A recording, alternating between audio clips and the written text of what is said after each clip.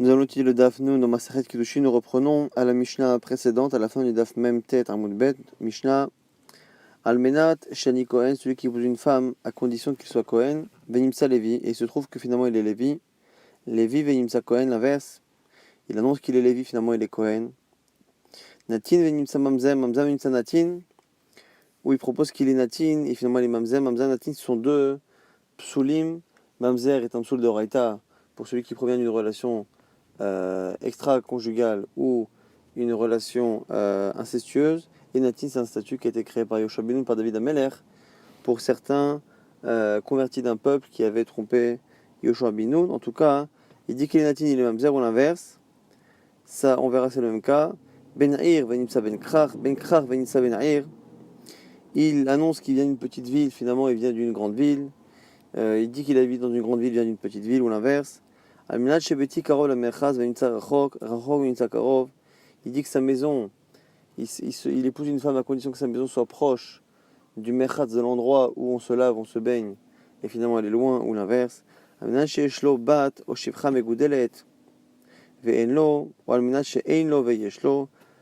se marie à condition qu'il a une fille ou une servante adulte, et finalement il n'en a pas, ou l'inverse. Il se marie à condition qu'il n'a pas d'enfant et il en a, ou qu'il en a et qu'il n'en a pas finalement. Mais dans tous ces cas-là, donc s'il a épousé avec cette condition, qu'elle a accepté les kiddushin, que finalement la condition n'est pas vraie, et que la femme nous explique que finalement elle était d'accord quoi qu'il arrive, indépendamment de la condition, elle était d'accord, elle, de l'épouser, malgré l'éventualité que la condition ne soit pas appliquée. Dans tous ces cas-là, on n'écoute pas ce que la femme dit, et à partir du moment où la condition qui était énoncée n'a pas été respectée, finalement, les kiddushin ne marchent pas. Et pourquoi ? Parce que, encore une fois, elle l'a trompé.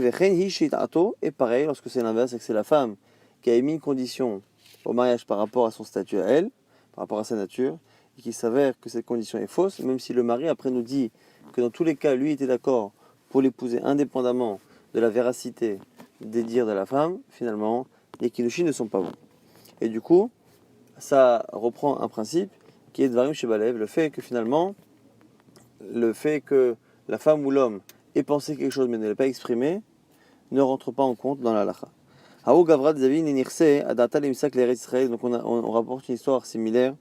C'est un homme qui a vendu un terrain et qui avait l'intention d'aller habiter en Eretz Israël, d'émigrer en Eretz Israël. C'est pour ça qu'il a vendu son terrain, mais il ne l'a pas précisé lors de la vente. Donc au moment où il a vendu, il n'a rien dit. Et il se trouve que finalement il n'est pas pu partir en Eretz Israël, et donc il souhaite annuler la vente, parce qu'il n'a vendu, dit-il, que pour aller en Eretz Israël, et que finalement il n'a pas pu y aller. Amar Rava nous dit, Avec Dvarim Shebalev, c'est des paroles qu'il a dans son cœur, Dvarim Shebalev et non Dvarim, et les paroles qu'il y a dans le cœur d'un homme ne tiennent pas, n'ont pas de statut de parole, et donc ne peuvent pas avoir d'existence au niveau de la halakha.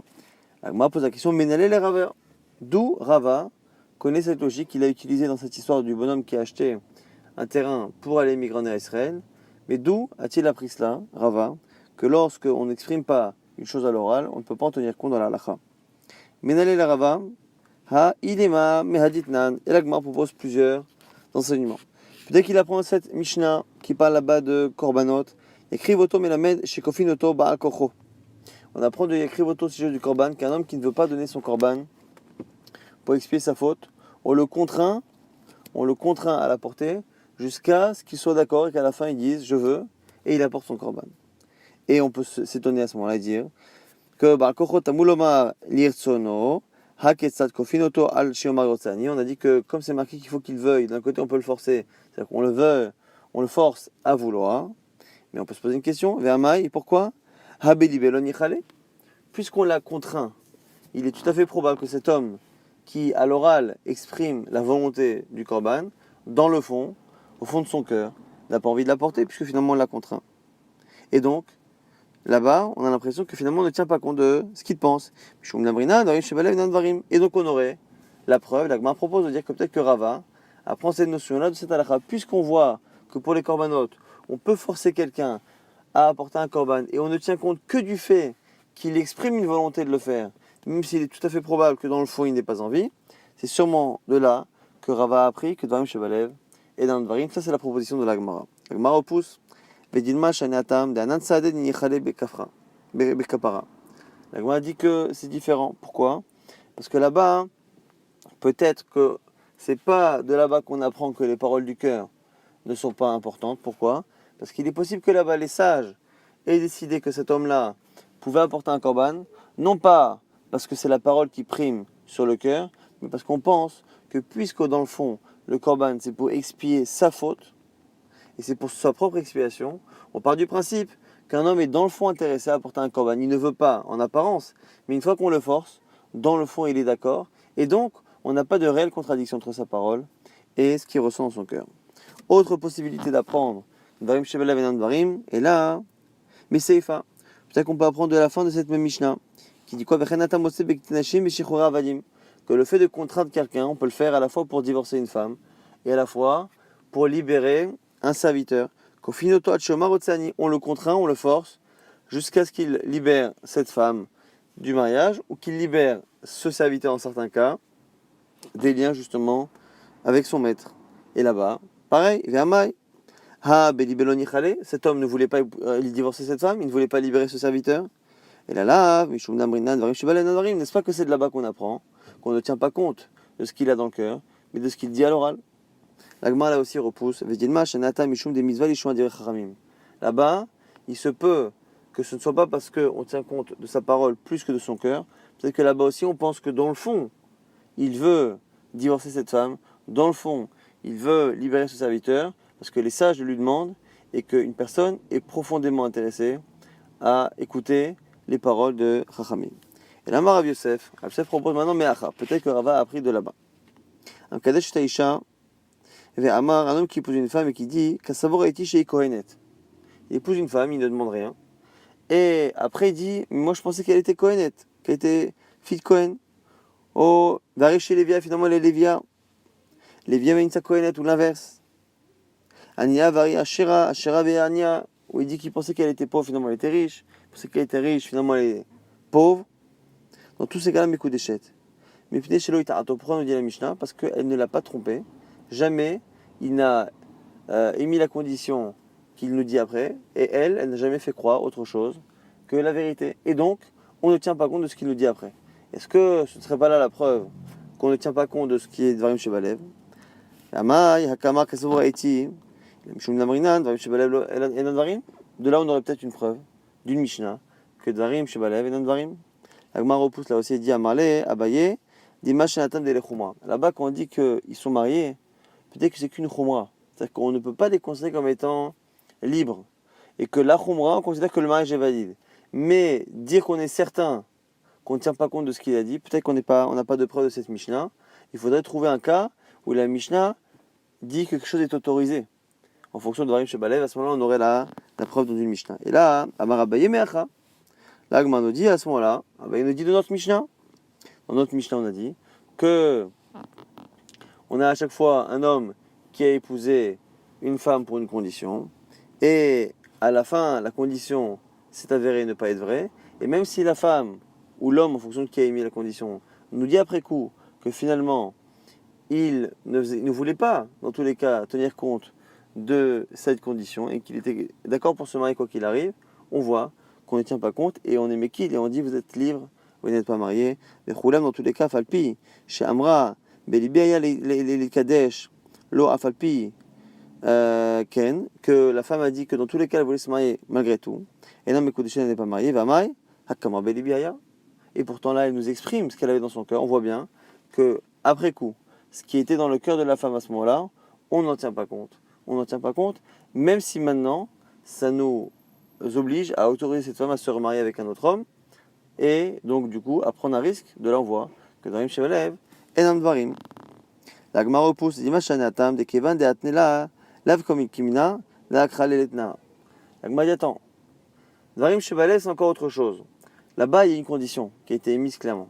Le fait de dire qu'il y a quelque chose qu'il y a dans le cœur de l'homme ou de la femme qui peut aller à l'opposé d'une condition qui est clairement émise, ça, c'est quelque chose de tout à fait normal.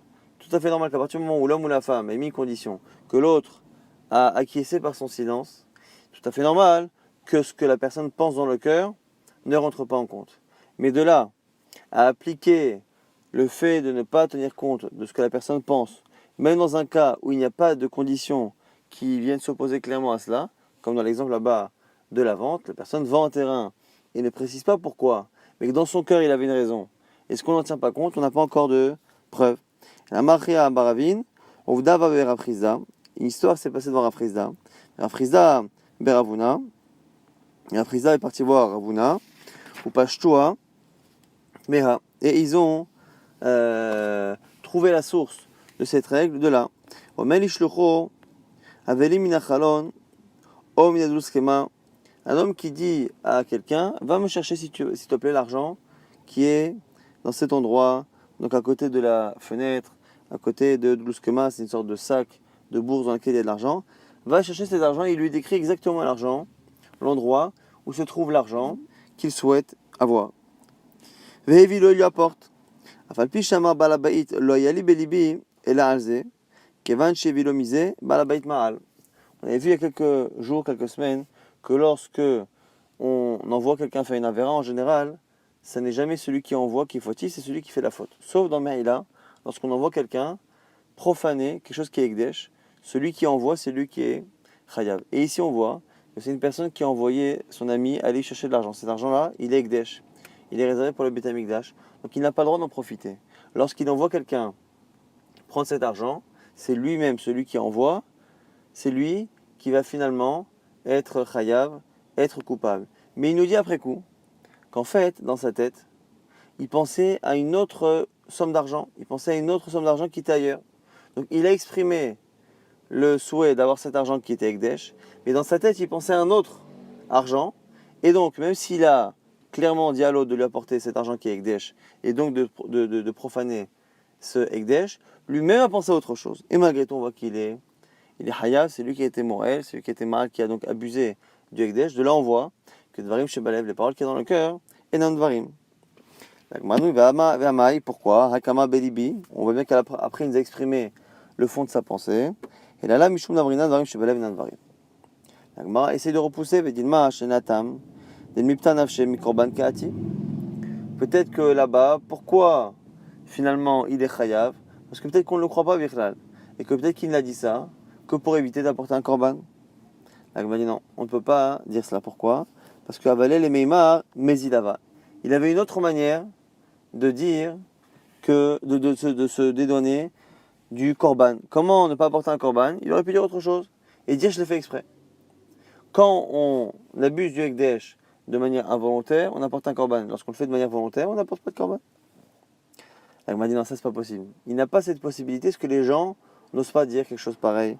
Un homme n'a pas l'habitude de se faire passer pour un rachat, pour un fauteur. Donc, comment cet homme-là avait le choix de dire autre chose? Les mêmes, il aurait pu dire à ce moment-là, Niskarti, je m'en souviens. Je me suis souvenu à un moment donné, quand on a apporté un korban, quand on a fait une faute par inadvertance, et qu'on est dans l'oubli du début jusqu'à la fin. Netanya, Niskar balabait, velo Niskar shaliach, shaliach ma'al. Si en plein milieu c'est celui qui envoie qui se rappelle, finalement il n'est pas chayav, et donc c'est le shaliach. Et donc du coup, comme il avait cette possibilité de ne pas payer le sacrifice, s'il a décidé de dire que finalement il avait pensé à autre chose, c'est forcément pas pour éviter de payer le korban, parce qu'il avait d'autres manières de ne pas le payer, et donc forcément que ce qu'il dit est vrai, et qu'on le croit, il a une sorte de migo, c'est-à-dire qu'on le croit parce qu'il aurait pu se dédouaner autrement du korban, et donc si on le croit en disant ça, mais qu'à la fin on ne tient pas compte, c'est bien la preuve dans une Mishnah que Dvarim Shebalev et dans Dvarim, que les paroles, que la pensée qu'il y a dans le fond de son cœur ne rentre pas en compte. Dans la halakha, on a la preuve à cette halakha que Rava utilisait dans le cas de celui qui vendait sa maison pour aller en Eretz Israël.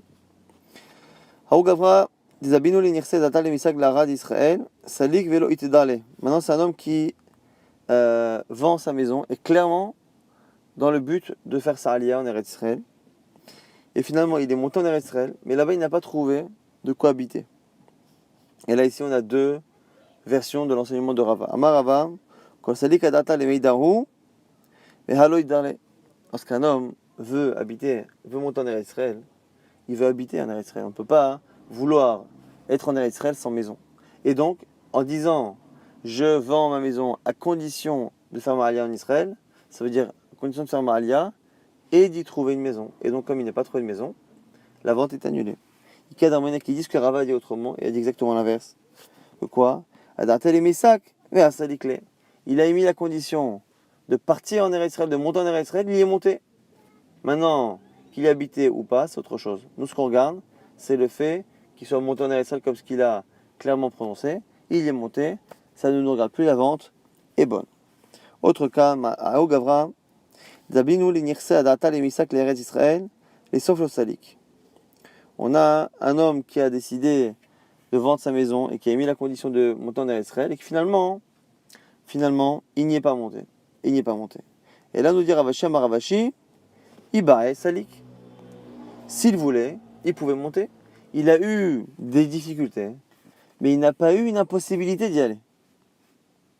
Et donc, comme il pouvait y aller, nous dit Ravashi, c'est différent. Ikadamre, Ibae lo Salik, de manière exclamative. Quoi, s'il voulait, il n'aurait pas pu. Ce qui, plus ou moins, revient un peu au même, avec une petite différence que la Gemara va émettre tout de suite. Quelle est la différence entre les deux? C'est finalement, il a commencé à monter en Eretz Israël et qu'il a eu une difficulté en chemin. Et en fonction des deux avis, on a, sur le premier avis, à partir du moment où c'était possible, et que finalement il a eu une difficulté, il a rencontré des voleurs ou je ne sais quoi, il a eu une difficulté, à partir du moment où c'est qu'une difficulté, la vente n'est pas annulée selon le deuxième avis. À partir du moment où il n'a pas la facilité d'y aller, la vente est annulée. Donc c'est là la marque locale entre les deux, c'est lorsque la personne a eu une difficulté à monter en Eretz Israël, mais qui n'est pas une impossibilité. S'il a une difficulté sans que ce soit un honnête, un cas de force majeure, à ce moment-là, on a la marque locale entre le premier avis et le deuxième avis de Ravashi. Est-ce que la vente est annulée ou pas? Nouvelle Mishnah, Haomer ishluchot sevekadeshli isha plonit memakom plonit, ce qui dit un homme va épouser pour moi une femme va épouser telle femme dans telle ville. Et cet homme a écouté l'homme, c'est-à-dire qu'il a bien choisi cette femme pour lui, mais pas dans la ville qu'il a demandé. Les kiddushin ne marchent pas. Par contre, il lui a dit, je veux que tu ailles me prendre cette femme qui se trouve dans cette ville. Il n'a pas demandé à ce que les kiddushin se fassent là-bas, mais il a précisé que la femme se trouvait là-bas. Dans ces cas-là, même s'il a épousé ailleurs, c'est bon. Danamiga Begitin, et la Gemara nous dit que c'est pareil pour le get, pour le divorce. Celui qui a dit donnez ce get à ma femme dans cette ville, si on n'a pas écouté et donné dans cette ville-là, le get n'est pas bon. Mais s'il a dit donner ce get à ma femme qui se trouve dans cette ville, et là tout le monde caché, c'est caché même si ça a été donné dans un autre endroit. La Gemara nous explique pourquoi la Gemara a eu besoin de préciser que la logique que l'on trouve dans les kiddushin, on la retrouve dans les girushin, dans le get.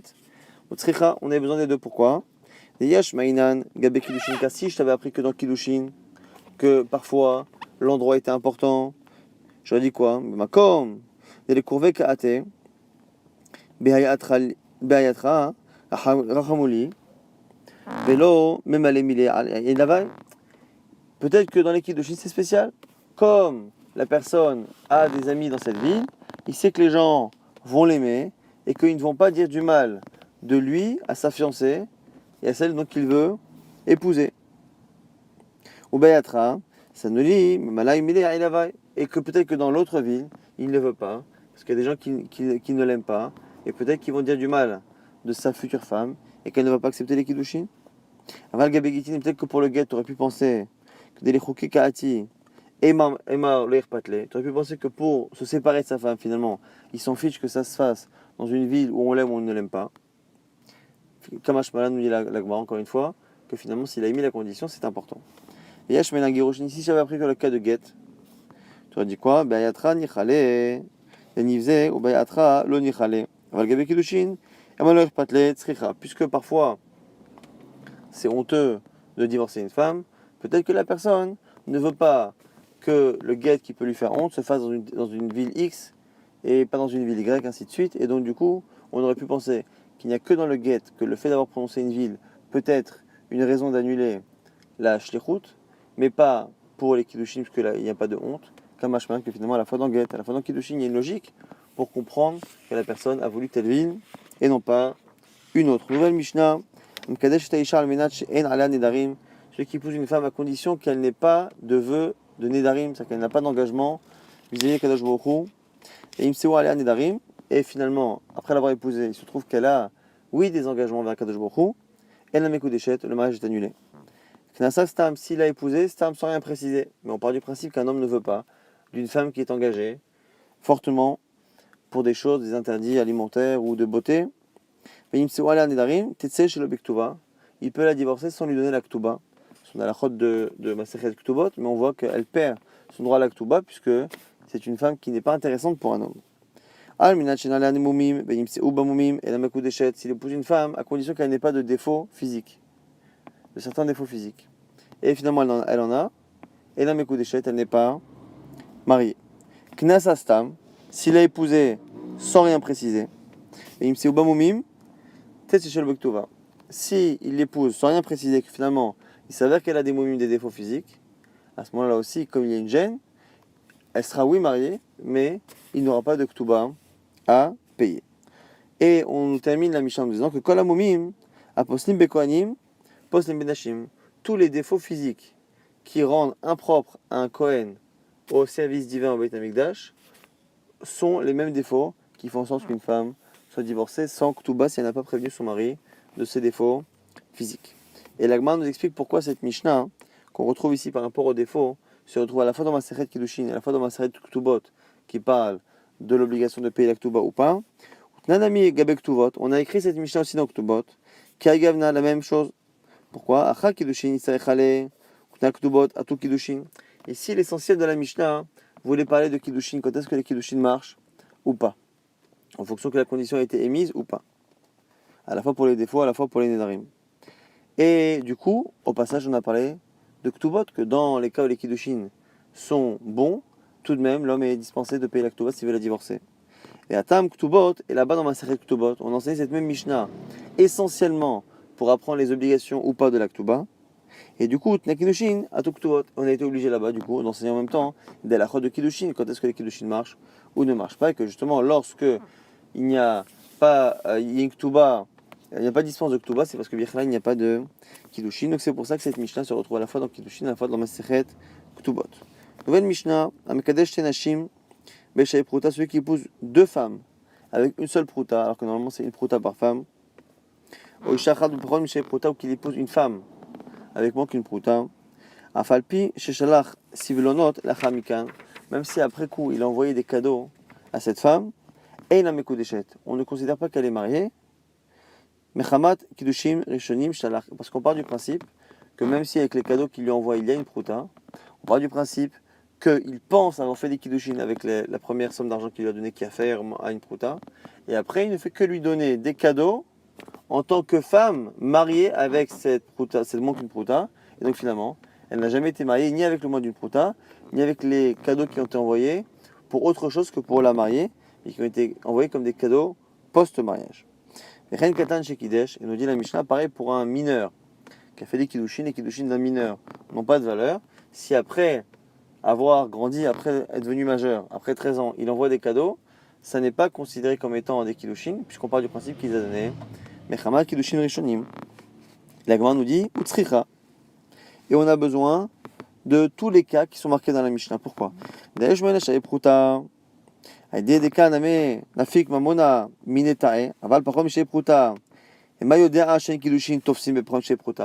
Pourquoi on enseigne à la fois le cas d'un homme qui épouse deux femmes avec une pruta, puis le cas d'un homme qui épouse une femme avec moins qu'une pruta? Parce que j'aurais pu penser que autant dans le cas où il envoie une pruta avec une seule femme, là dans ces cas-là, peut-être que comme il a au moins dépensé une pruta c'est la valeur d'un mariage en général.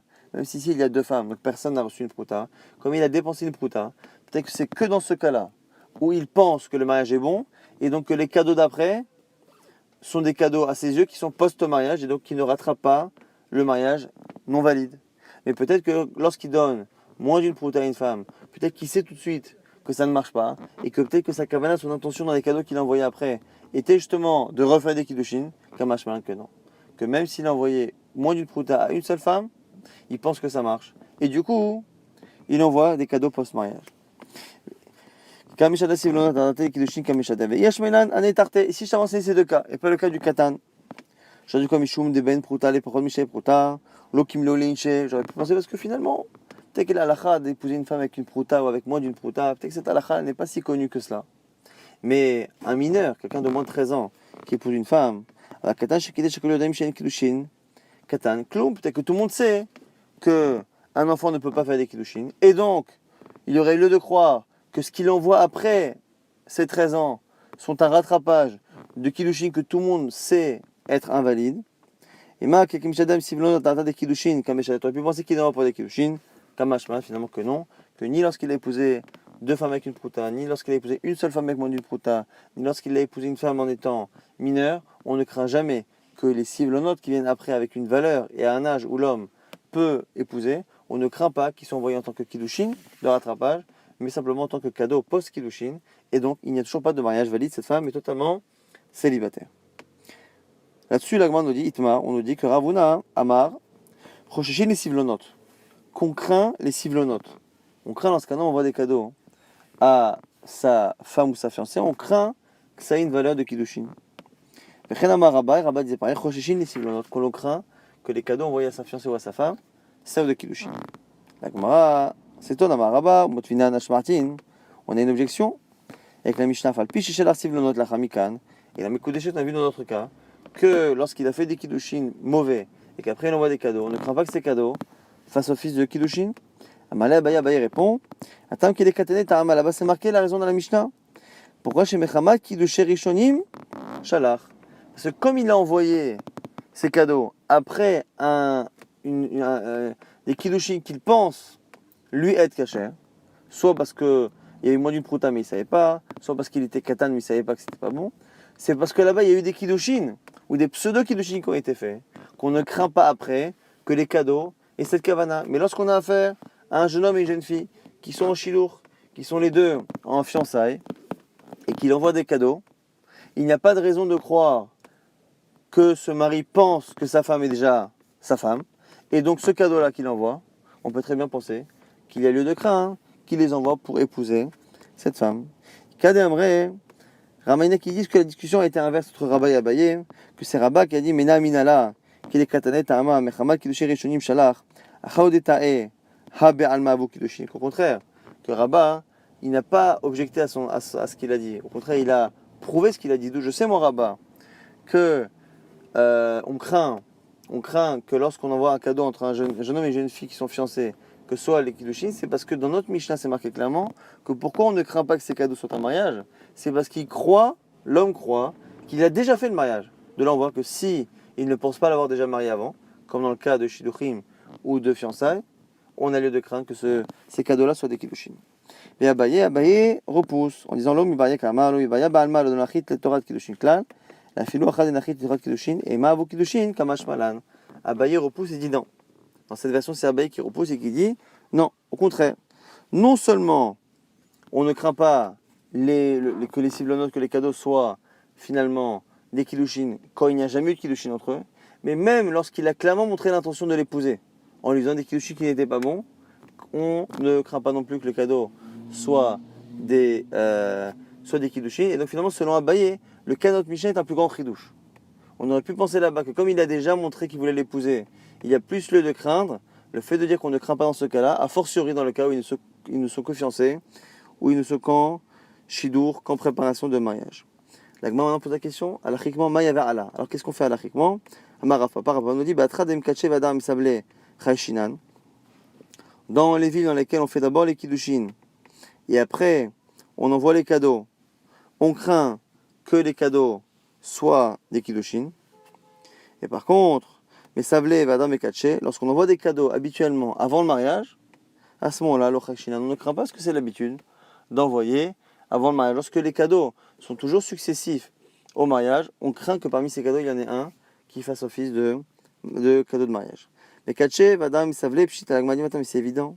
Si on a l'habitude de faire les Kiddushin et qu'après on envoie des cadeaux, c'est évident qu'on a lieu de craindre que lorsqu'un un fiancé envoie à sa fiancée des cadeaux, ce soit parce qu'il pense qu'il veut l'épouser d'abord avec le premier de ses cadeaux.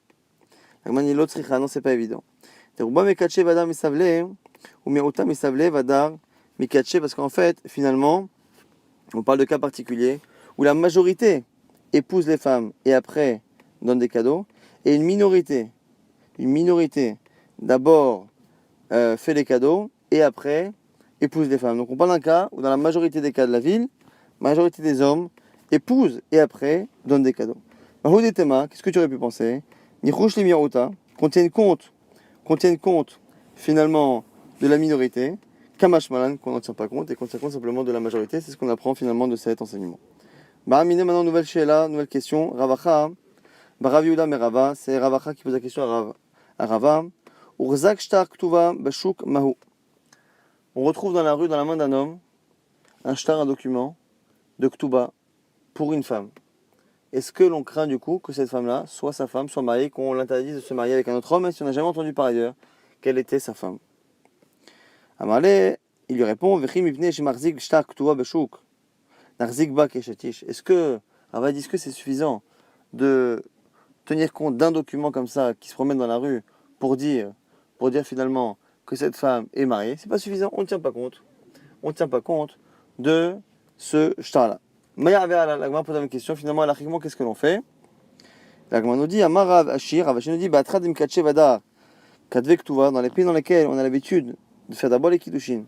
Après d'écrire la Ktuba, on craint, Chayshinan. Kadve Vadar Mekache lo Chayshinan. Par contre, lorsqu'on a l'habitude d'écrire la Ktuba avant le mariage, le fait d'avoir écrit une simple Ktuba, effectivement, on ne tient pas compte de cette Ktuba, puisqu'il se peut que cette Ktuba ait été écrite avant un mariage qui n'a pas eu lieu finalement. Et donc l'agma nous dit, Mekache Vadar Kadve Pshita. Ça aussi c'est évident. Si dans ce pays-là, on fait toujours les kiddushin avant la Ktuba, c'est tout à fait logique qu'une Ktuba soit synonyme de mariage.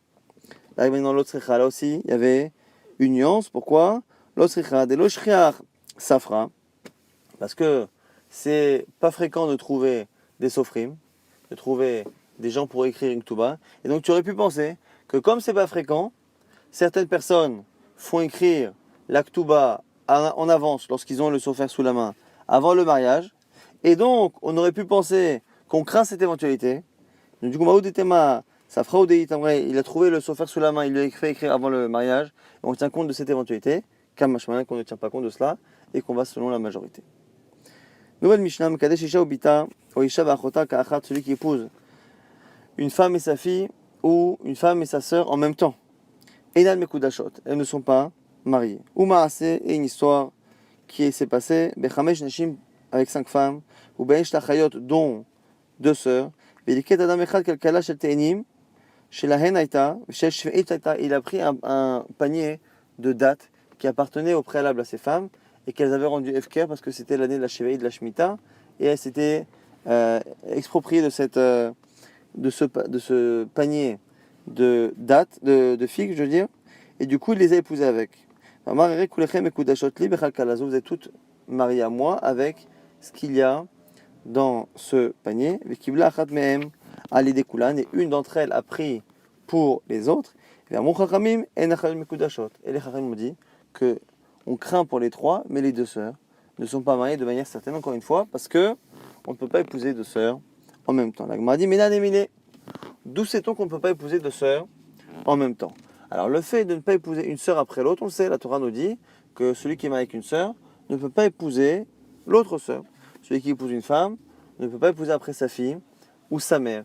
Mais qui nous dit que lorsqu'on épouse 2 en même temps, qui nous dit qu'il n'y en a pas une qui est mariée, l'autre forcément qui ne l'est pas, parce qu'on ne peut pas être marié avec 2 sœurs, avec une femme et sa fille en même temps, mais peut-être qu'une des 2 est mariée. Après, est-ce qu'on sait laquelle ou pas? C'est encore un autre problème. Peut-être qu'on ne sait pas c'est laquelle. Mais en tout cas, comment se fait-il qu'on soit certain dans la Mishnah qu'aucune des 2 ne soit mariée, alors que la Torah n'a interdit, a priori, que d'épouser la deuxième, la sœur ou la fille de la première. Mais s'il n'y en a aucune qui a été mariée, est-ce que l'interdit commence déjà? La Gemara nous dit, d'où sait-on cette chose-là? C'est le fameux verset qui dit justement de ne pas épouser une femme et sa sœur. Selon cette lecture du verset, on a l'impression que dès le départ, on parle d'un homme qui épouse deux sœurs en même temps. Veisha el achota, et d'une femme vers sa sœur, lotikar litzror, il ne prendra pas litzror pour les mettre en concurrence. Et quoi? À Torah, moi, Pesha shenasut sarot zolazo, lo yelo likuchin, afilu bachad mehen. C'est une nouvelle lecture qui dit quoi? Que finalement, lotikar, il n'y aura même pas de kiddushin. Au moment où il veut prendre deux sœurs, litzror, et les mettre en concurrence, lotikar, il n'y aura pas de kiddushin, le lekicha, possible. Et donc ce serait une nouvelle lecture du pasuk qui s'apprenait non seulement que lorsqu'on est marié avec une, on ne peut pas épouser la sœur, et en plus que si on veut les épouser en même temps, aucune des deux finalement n'est mariée. Rava objecte, si c'est ça, comment, si on lit la Torah comme étant un cas où un homme veut épouser deux sœurs et que finalement les deux ne sont pas mariés, comment se fait-il que dans la suite de la paracha, on nous explique que s'ils ont transgressé, à ce moment-là, les deux personnes, l'homme et la femme qui ont fauté, seront exclus, seront exclus, ces nefashot, ces âmes-là, seront exclus du peuple. Comment peuvent-elles être exclues alors que finalement, on est en train de nous dire que c'est un cas où il a épousé deux sœurs en même temps et que les deux kiddushin sont nuls et non avenus, donc il ne peut pas y avoir de punition, de sanction derrière. Et kiddushin au tafsé, karet mimchayev. S'il y a un peu de kiddushin, comment l'excommunier du peuple? Et la Rava donne une autre raison. Kra basé à Kharzé. Le pasuk parle, comme ce qu'on a toujours pensé, de deux kiddushin l'un après l'autre. Il a épousé une première sœur, et après maintenant, il va épouser la sœur. Et donc la source ne vient pas du verset. Le fait que deux kiddushin en même temps de deux sœurs ne marche pas du tout, c'est pas un verset. C'est comme matnitin, kede Rabba. C'est comme ce que dit Rabba. Rabba comme Rabba nous dit, kol sheno basé à Kharzé, afilu bevatachat eino. Tout celui toute chose qui ne peut pas se faire l'une après l'autre, toute halakha qui empêche d'enchaîner deux halakhot l'une après l'autre, lorsqu'on les fait en même temps, aucune des deux ne marche. Cette logique-là que le DAF va essayer de mettre à l'épreuve le DAF suivant, cette logique-là est celle que retient pour l'instant Rava au nom de Rabba. Lui-même, Rava aura une autre raison plus tard, mais en tout cas, Rava retient le nom de Rabba. C'est la raison pour laquelle, lorsqu'un homme épouse deux sœurs ou une femme et sa fille ou sa mère, aucune des deux, finalement, n'est Mekudeshet.